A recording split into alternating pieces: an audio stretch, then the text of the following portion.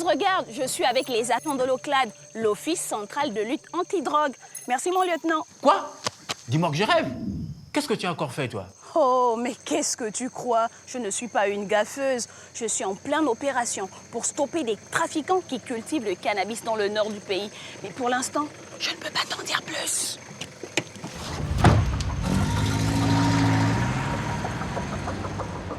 Ah, ok. Mais fais attention à toi quand même. Parfois, tu me fais peur. Bien. C'est vrai que le trafic et la consommation du cannabis sont des phénomènes de plus en plus inquiétants dans notre pays.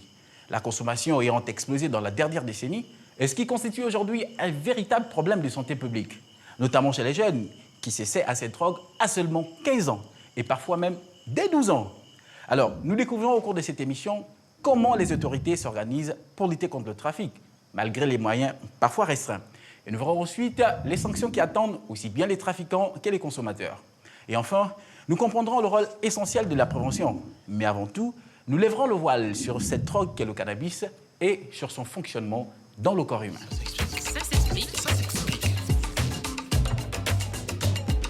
Allez, c'est parti. On part à la recherche des plantations cachées en pleine forêt.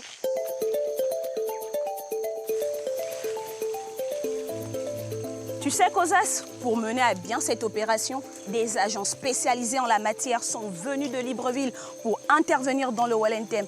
Car, crois-moi, ici, ce n'est pas toujours facile en forêt. Ah, on dirait que quelqu'un vient de passer par là.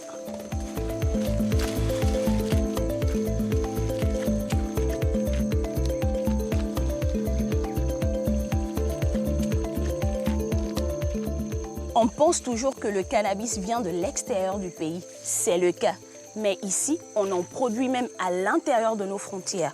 En fait, il y a une culture confidentielle et traditionnelle qui dure depuis longtemps. Un peu comme l'iboga. Mais malheureusement, aujourd'hui, la consommation a augmenté dangereusement et s'est répandue depuis les années 80. Les gens cherchent à en faire un trafic. Ah, je crois qu'on approche du but. Francesco, commence à compter combien de plantes il y a là. Manito, tu suivais un peu l'arrière si pour peut-être arriver d'un temps à l'autre. Donc, adjudant-chef, c'est cette petite plante qu'on est venu chercher? Affirmatif, c'est une pépinière de cannabis, très jeune encore, et qui, d'ici 1, 2, 3 mois, voire 3 mois, va prendre de la taille, va grandir. Mais là, on se rend compte qu'elle est quand même cachée dans un champ. C'est pas facile à repérer parce que c'est de la culture du cannabis se passe toujours dans un champ, soit d'arachide, voilà, pour bien dissimuler la plante de cannabis. Et lorsqu'elle atteint sa taille de maturité, qu'est-ce qu'on en fait? Lorsqu'elle atteint sa taille de maturité, elle sera recueillie et mise en commercialisation.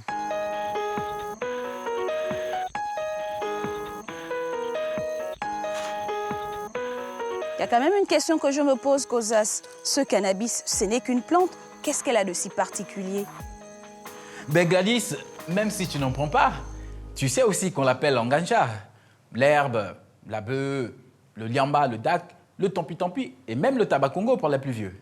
Bon bref, comme tu as pu le constater, cette plante est loin d'être anodine. Commençons par un peu de botanique. Ce chanvre, ou cannabis en latin, est facilement reconnaissable. Il est constitué d'une longue tige, des feuilles très allongées, toujours en nombre impair, striées de petites dents. Pour les plantes femelles, il y a des fleurs qui se tiennent toujours regroupées au sommet de la tige. Jusqu'ici, tout va bien. Le petit souci, c'est qu'il existe plusieurs types de chanvre. Il y a le chanvre agricole qui est cultivé depuis des millénaires pour la qualité de ses fibres. Et puis, il y a le chanvre indien. Et tu l'auras certainement deviné, Gladys, c'est ce chanvre indien que tu tiens entre les mains. Et c'est lui qui intéresse les autorités. Bon, d'accord, mais quelle est la différence entre ce chanvre indien et le chanvre agricole? En fait, il faut regarder sur les feuilles et surtout sur les fleurs de la plante. Celles du chanvre indien sont recouvertes d'une résine qui contient une forte concentration en THC. THC pour tétrahydrocannabinol. C'est une substance qui, une fois intégrée par l'organisme, va perturber le bon fonctionnement du cerveau. Ce qui en fait une drogue. Donc ça, c'est une drogue? Ce petit poupi de plante verte? Ce n'est peut-être qu'une plante, mais une plante qui n'est plus très naturelle. Parce qu'aujourd'hui, les trafiquants font tout pour augmenter sa teneur en drogue. Tiens, par exemple, les plantes femelles qui produisent beaucoup plus de THC sont privilégiées dans les plantations, tandis que les plantes mâles, elles, sont coupées même avant la pollinisation, c'est-à-dire la reproduction de la plante. Là aussi, le but est de produire toujours plus de THC et donc plus de drogue. Et puis visiblement, les trafiquants créent des espèces de plus en plus fortes. On peut aller de 5% de THC dans les espèces les plus naturelles à 30% quand on commence à faire des croisements. Monsieur Toumba, tout à l'heure, on est tombé sur une petite plantation, mais de ce genre ou des plus grandes, on en trouve dans le pays? Oui, on en trouve dans le pays, plus particulièrement dans le nord, et un peu dans certaines villes comme Kango. Et quel est le profil des cultivateurs? C'est souvent des villageois? Des paysans qui cultivent et puis ils sont en contact avec des personnes au niveau des villes qui viennent se ravitailler. Monsieur Toumba, ils ne vivent que de ça? Ils ne vivent pas seulement de ça, ils vivent aussi de la culture de l'arachide, comme vous avez vu dans le champ, de la banane. Vu la forêt dense, je suppose que c'est difficile pour avoir ces informations. Comment vous faites pour les avoir? Généralement, ce sont des indiques. On utilise des indiques, ce sont des personnes anonymes qui nous donnent des informations. Donc on ne peut pas les connaître? Comme tout policier a un indique, on ne peut pas dévoiler l'identité de l'indique. Et la prochaine étape alors? La prochaine étape, c'est que nous allons installer une planque. Nous allons installer une planque autour du champ et attendre patiemment que le propriétaire de ce champ, de cette pépinière, arrive pour l'entretenir. Comme ça, nous allons l'interpeller. Eh bien, ma chère Gladys, je te laisse le temps de terminer ta mission et rentrer sur Libreville. En attendant, revenons un peu sur le fonctionnement du cannabis. Eh bien déjà, il faut savoir que pour la plupart du temps, il est fumé. Et le fameux THC que contient le cannabis va passer alors dans les poumons, ensuite dans le sang et enfin dans le cerveau. Tout ça en quelques minutes. En premier lieu, il va stimuler la zone de plaisir et de la récompense, ce qui va provoquer une sensation d'euphorie, de bien-être. À ce moment-là, le fumeur se sent très bien, il plane comme on dit. Et c'est d'ailleurs ce que recherchent les consommateurs. Mais après, ça se complique. Le désordre arrive. Le THC inonde l'esprit des messages erronés, le cervelet est atteint et du coup, les gestes se ralentissent et deviennent imprécis. La partie chargée de la perception sensorielle va également être touchée. Tout cela va contribuer à plonger les consommateurs dans un état second. Écouter de la musique leur fait plus d'effet, ils deviennent très sensibles à ce qui se passe autour d'eux et se sentent même parfois très relaxés. Mais il me semble que les effets ne s'arrêtent pas là, Kozas. Exactement, Gladys. Et c'est tout le problème. Parce que la zone de plaisir étant régulièrement stimulée par la prise de cannabis, il devient de plus en plus difficile de s'en passer. Et la consommation régulière conduit souvent à une perte de motivation dans la vie de tous les jours, par exemple à l'école ou au travail. Certaines prises vont même déclencher des crises d'angoisse au lieu de relaxer, des crises poussant parfois à la paranoïa. Et ça, ce n'est que pour le cerveau. Des études démontrent une perte de fertilité chez les hommes comme chez les femmes. Et encore, je ne t'ai pas parlé des conséquences sur les poumons et le système respiratoire.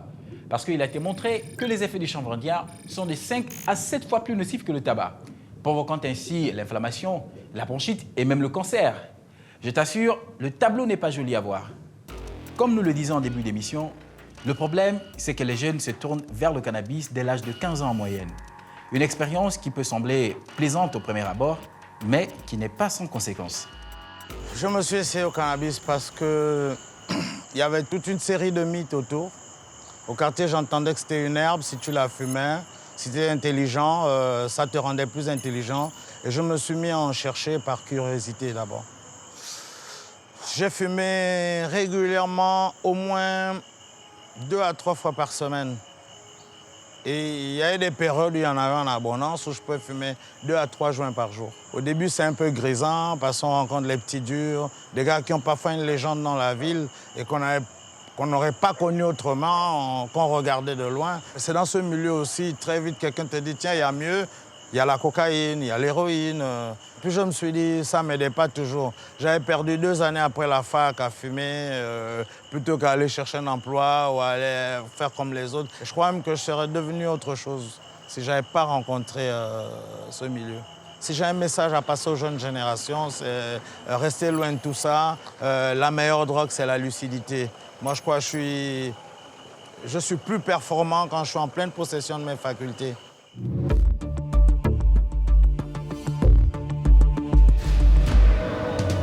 Changement de décor, Kozas. Je suis au siège de l'OCLAD à Libreville.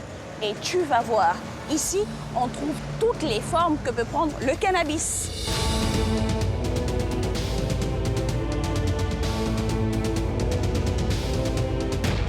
Bien évidemment, l'herbe, ça on l'a déjà vu dans les plantations. Mais il y a aussi des aspects beaucoup moins courants chez nous. Tiens, la résine, aussi appelée hashish. Je suis sûre que ce nom sonne étrange chez toi, hein, Kozas. Sa teneur en THC est beaucoup plus importante que celle que l'on retrouve dans l'herbe. Et enfin, l'huile. Elle est extrêmement concentrée.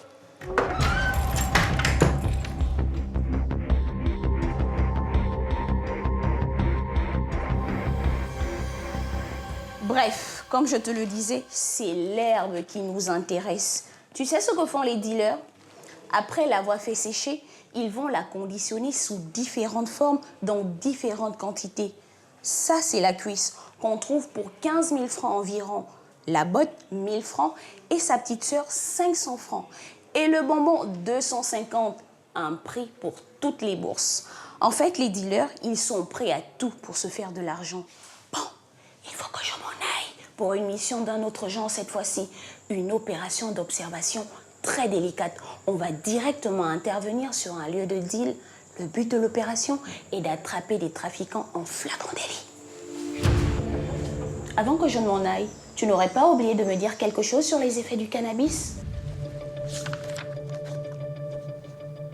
Oublier quelque chose? Ah oui, tiens, ces effets sur la mémoire. Et tu fais bien de me le rappeler. Alors, on sait depuis un moment que le THC du cannabis agit aussi sur l'hippocampe. Je ne parle pas de l'animal, bien sûr, mais de la structure du cerveau qui gère la mémoire à court terme. On parle de mémoire de travail. Cette perturbation explique le fait que les consommateurs aient du mal à se souvenir des images, des mots ou des sons qu'ils ont entendus sous l'emprise de la drogue. Un effet qui continuera bien malheureusement après l'intoxication.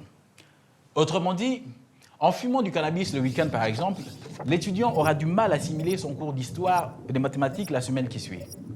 Et ce n'est pas tout. Jusqu'à présent, les experts restaient partagés à propos des conséquences du chanvre indien sur le long terme. Mais en 2012, une étude de grande ampleur a été publiée par les chercheurs anglais et américains. Ils ont suivi plus de 1000 personnes pendant 25 ans, de leur 13e à leur 38e année. Et à l'issue de leur analyse, les scientifiques ont constaté chez les consommateurs réguliers une baisse importante de leur capacité intellectuelle, telle que la capacité de concentration et de vivacité de l'esprit. Un bien triste constat, surtout quand on sait que plus la consommation est précoce, eh bien plus les conséquences sont importantes. Ah ok, je comprends mieux. Les consommateurs de cannabis mettent leur avenir en jeu à chaque fois qu'ils fument un joint. Pas uniquement Gladys. Le vrai problème, c'est que c'est la société entière qui va payer l'échec de sa jeunesse. Les étudiants qui abandonnent leur scolarité, qui perdent leur motivation et leur capacité, sont autant de personnes qui ne pourront pas tirer le pays vers le haut et contribuer au développement de la nation.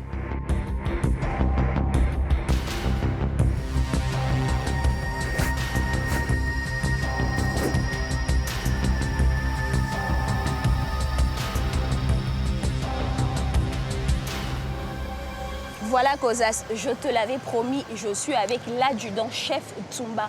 On surveille les allées et venues autour d'un endroit de deal. Justement, adjudant, que sait-on de cet endroit? Cet endroit appelé communément le désert. Donc il y a des personnes qui viennent se ravitailler à cet endroit. Comment on fait pour obtenir ces informations? Ces informations sont obtenues à partir des interpellations. Lorsque nous avons interpellé un individu, et cet individu nous a déclaré qu'à cet endroit, il y a de la deal. Donc voilà pourquoi nous avons mis une équipe pour surveiller. Le but de l'opération, c'est de surveiller l'endroit, de voir s'il y a un individu qui vient se ravitailler. Et à partir de là, nous allons interpeller l'individu et interpeller aussi la personne qui lui a fourni. Tu sais, Kozas, une fois cette opération est lancée, ça ne blague pas du tout.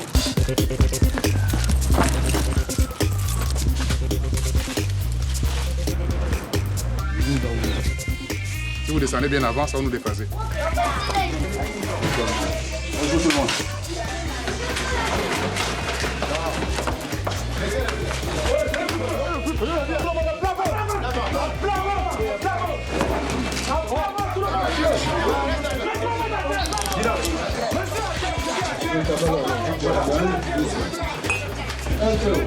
Écoute, je prends la monsieur, oui, je prends la cloche.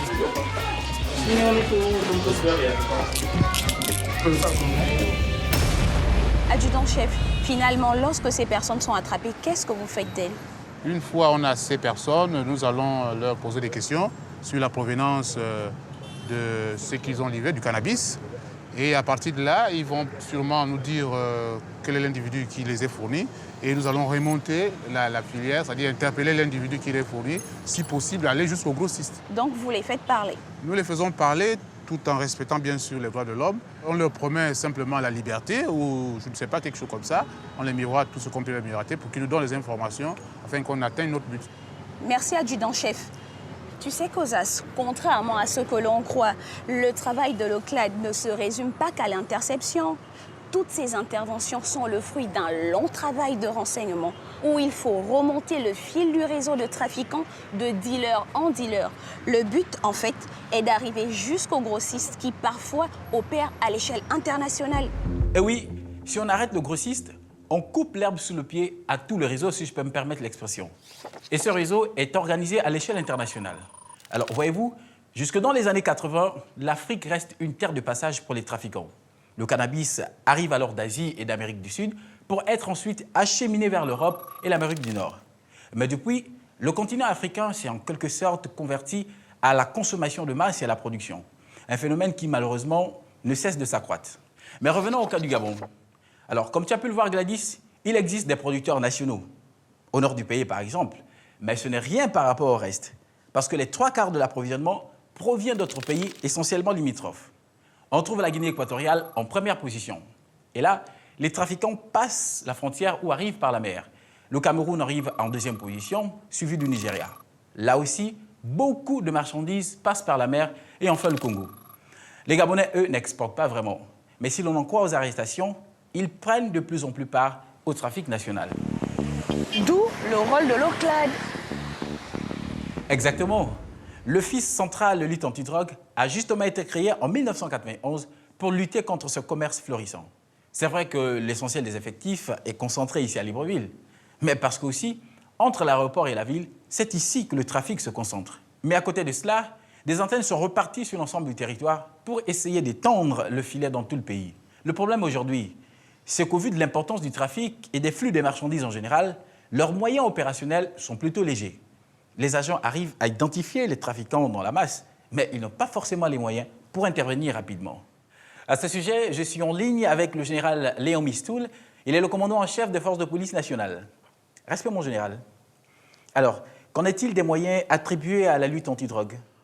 On n'est jamais satisfait. On a toujours besoin d'avoir plus. Il faut dévoiler clairement qu'il est nécessaire de renforcer la formation des personnels, des techniciens de l'OCLAD, renforcer tout de même les effectifs des antennes locales, donner des moyens conséquents aux antennes locales.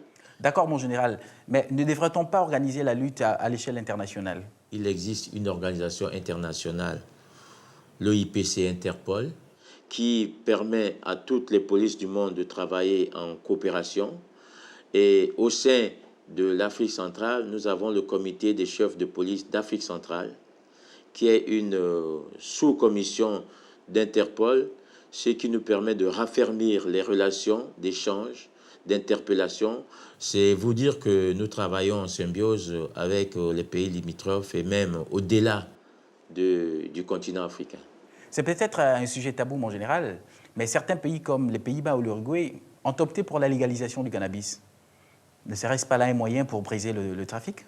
La question que vous posez, et en prenant l'image des pays occidentaux, ne peut pas être valable en Afrique, et particulièrement au Gabon, parce que nous n'avons pas encore les structures nécessaires de base pour endiguer les cas de maladies liés à cette absorption de drogue. Merci, mon général. Nous, on poursuit l'enquête du côté du palais de justice. Alors, Gladys, dis-nous tout. À cause du cannabis, des centaines de personnes sont présentées à la justice chaque année. Et il ne s'agit pas que des trafiquants COSAS, détrompe-toi. Même les consommateurs peuvent purger une peine de prison. Et pour éclaircir tout ça, c'est Madame le procureur de la République elle-même qui me sert de guide.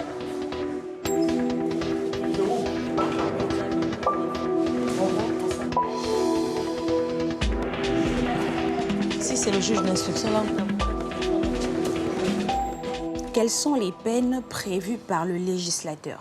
Les peines vont de 2 ans à 10 ans pour les consommateurs, les détenteurs, les vendeurs Mais lorsqu'il s'agit de l'importation, de l'exportation ou de la fabrication, de la production de ces plantes classées comme stupéfiants, la peine va à la réclusion criminelle à temps, c'est-à-dire 20 ans d'emprisonnement. Le législateur tient compte également du caractère du délinquant. Lorsque la personne n'a jamais eu maille à partir avec la justice et qu'elle comparaisse pour la première fois devant le tribunal, un sursis peut lui être accordé sur une partie de la condamnation et même des circonstances atténuantes.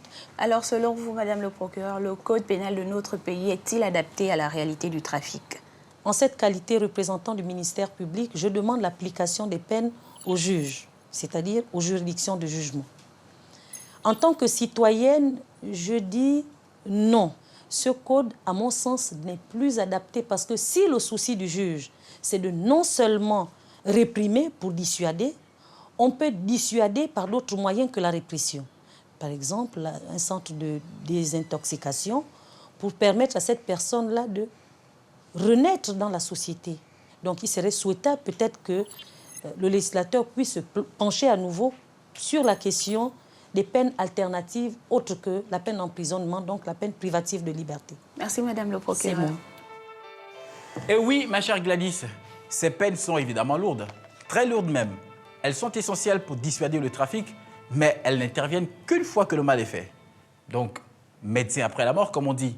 Et en plus, elles n'aident pas forcément à résoudre le problème des toxicomanes.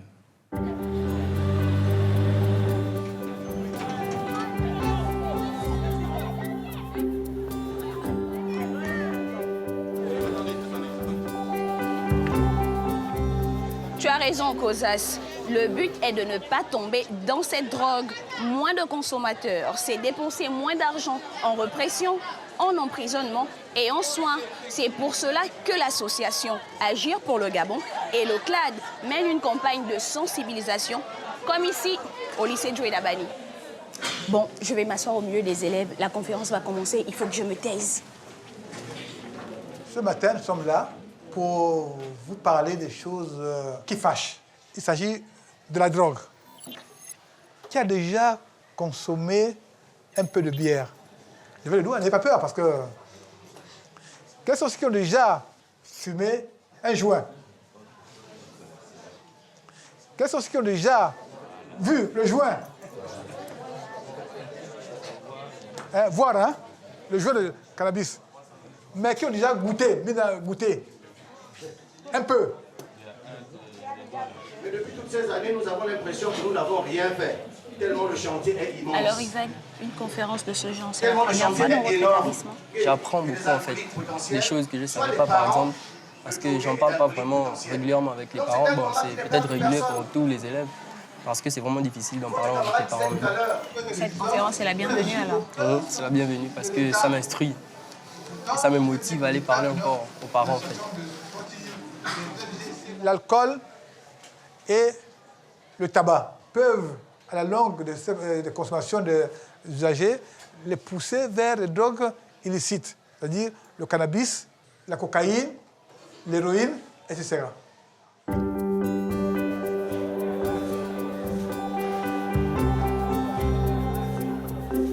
Docteur Louma, comment réagir si l'on découvre que notre enfant consomme de la drogue? Les parents ont tendance à battre l'enfant, le martyriser, parce que c'est la solution idoine. Mais ce n'est pas une bonne solution, parce que certains parents ont tendance à mettre l'enfant dehors, et la rue va amplifier l'addiction. Et effectivement, dans la rue, il y a non seulement le vandalisme, le braquage, toute violence. Donc l'enfant sera irrécupérable. Alors là, on note bien ce qu'il ne faut pas faire. Oui. Qu'est-ce qu'il faut faire? Ce qu'il faut faire, c'est entrer en discussion avec l'enfant. Il faut lui montrer toute la dangerosité de la consommation de produits dangereux comme le cannabis ou les autres drogues illicites. Ça, c'est important. Et lui expliquer les dangers pour lui, pour la famille, pour le pays et pour son avenir. Parce que je sais que les enfants ont des rêves. Les enfants aimeraient être pilotes, être communicateurs, comme Gladys, comme Tonton. La drogue tue l'intelligence. La drogue tue le génie. Tu sais, Cosas, aujourd'hui, j'ai vu tellement de choses que j'ai la tête qui tourne. Méfie-toi, peut-être que c'est le chanvre indien Gladys. Mais ne t'inquiète pas, je vais te remettre les idées en place. Alors, on a vu que le cannabis n'est pas une plante anodine. Les premiers effets parfois plaisants coûte cher à notre corps et à notre esprit. Et la première mesure prise pour la lutte contre son trafic et sa consommation est la répression. Mais elle demande beaucoup de moyens pour être efficace. Et il est surtout essentiel d'empêcher le maximum de personnes de se perdre dans la drogue. Pour ce faire, tous les acteurs de la lutte doivent travailler de concert pour une politique anti-drogue toujours plus efficace. Ne bouge pas, reste tranquille. Moi, je suis pour rien. Mais c'est quoi ces gars? Dis donc, mais qui sont ces mecs? Ne t'inquiète pas, Kozas, c'est moi qui les ai envoyés pour ranger le décor. Ils sont trop forts à l'Oclad. C'était bien joué, Gladys. Tu m'as eu pour cette fois. Chers téléspectateurs, merci d'avoir été avec nous. Ça s'explique est à présent terminé pour ce numéro. Nous vous disons au revoir et à très bientôt pour un nouveau Ça s'explique.